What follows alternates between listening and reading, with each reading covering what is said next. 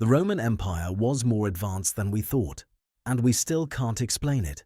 Rome fell over 1,600 years ago, and there are things they built that we still cannot fully replicate today. Not because we lack the technology. We have better technology. We have computers, machinery, modern engineering.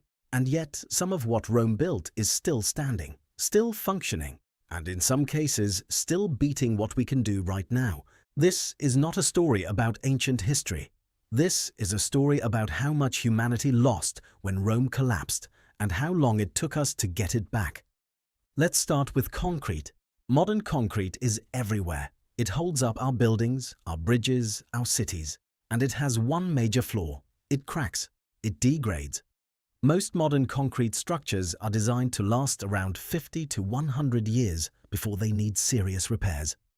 Roman concrete has been sitting in the Mediterranean Sea for 2,000 years, and it is getting stronger.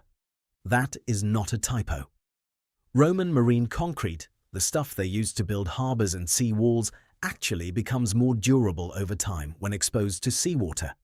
For centuries, engineers assumed this was just a fluke. Then in 2017, researchers at UC Berkeley finally figured out why.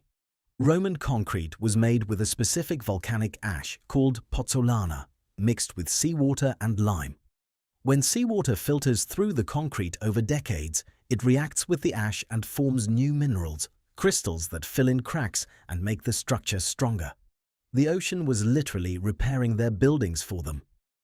We did not know this until 2017. 2,000 years after they built it. Now look up.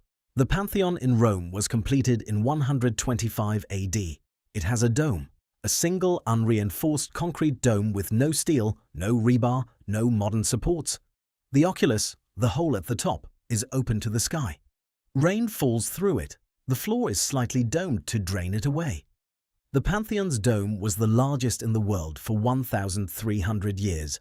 Nothing surpassed it until the Florence Cathedral in 1436. And that dome was built using techniques specifically invented to match what the Romans had already done 1,300 years earlier. The Pantheon is still standing. It is still in use. It is one of the best preserved ancient buildings in the world, and engineers today still debate exactly how the Romans built it without the dome collapsing under its own weight during construction. The short answer is, we are not entirely sure. Romans did not just build buildings, they built infrastructure on a scale that would not be seen again for over 1,000 years. At its peak, Rome had 29 military highways radiating out from the city. Over 250,000 miles of roads connected the empire, from Britain to Egypt, from Spain to Iraq. These roads were engineered with layers, a foundation of large stones, then gravel, then a fitted stone surface with a slight curve to drain rainwater to the sides. Some of these roads still exist.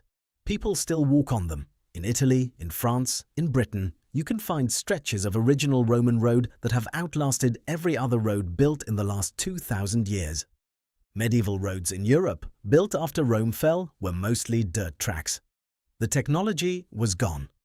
Water? Rome at its peak had a population of around 1 million people. That is extraordinary for the ancient world. And feeding that population with fresh water every single day required a solution that nobody else had. Aqueducts. Rome built over 260 miles of aqueducts serving the city itself. The entire Roman Empire had over 500. These were not simple channels. They were precisely engineered structures that moved water over mountains, across valleys, and through the city entirely by gravity. No pumps, no power, pure engineering. The water pressure was so well managed that Romans had running water in their homes, public fountains on every street, and elaborate public bathhouses that served thousands of people per day. When Rome fell, Europe lost this. Cities that had running water went back to wells and rivers. The aqueducts crumbled, and it took until the 19th century, almost 1,500 years later, for cities in Europe to have widespread running water again. Subscribe if you are enjoying this. Now, here is where it gets genuinely strange. Scattered across Roman archaeological sites from Britain to Hungary, researchers have found small bronze objects that nobody can explain. They are hollow and 12-sided, called Roman dodecahedra. They have circular holes of different sizes on each face and small knobs at each corner. Over 100 of them have been found. No two are exactly alike. None of them appear in any Roman text or artwork. There are no instructions, no explanations, no records of what they were for. People have proposed theories: surveying instruments, candle holders, dice, calendars, religious objects, objects used to knit gloves. Some of the theories have partial evidence. None of them fully explain all the examples found. We genuinely do not know what they are. We have found over 100 of them, and we still cannot agree on what they were used for. But none of this is the most shocking part of the story. The most shocking part is what happened after Rome fell. When the Western Roman Empire collapsed in 476 AD, it did not just take the military with it. It took the knowledge, the engineers, the architects, the systems for training and passing down technical skills. All of it fragmented as the empire broke apart. The average life expectancy in Europe dropped. Literacy rates collapsed. Trade networks that had connected millions of people disappeared. Cities shrank. Some were abandoned entirely. The population of Rome itself went from 1 million people to around 20,000 in a matter of decades. The knowledge of how to make Roman concrete was lost. The techniques for building large domes were lost. Widespread, clean running water was lost.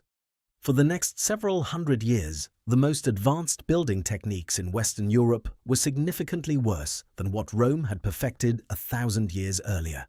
We call it the Dark Ages. And part of what made it dark was that humanity had already climbed this mountain and then fell back down and had to climb it again. Rome was not just an empire. It was a civilizational peak that humanity would spend centuries trying to get back to. The concrete that gets stronger in seawater, the dome that nobody surpassed for over a millennium, the roads that are still there, the water systems that would not be rebuilt for 1,500 years, and somewhere out there, a small 12-sided bronze object that nobody, not one person in 2,000 years, has been able to explain. Rome figured something out, and then it was gone.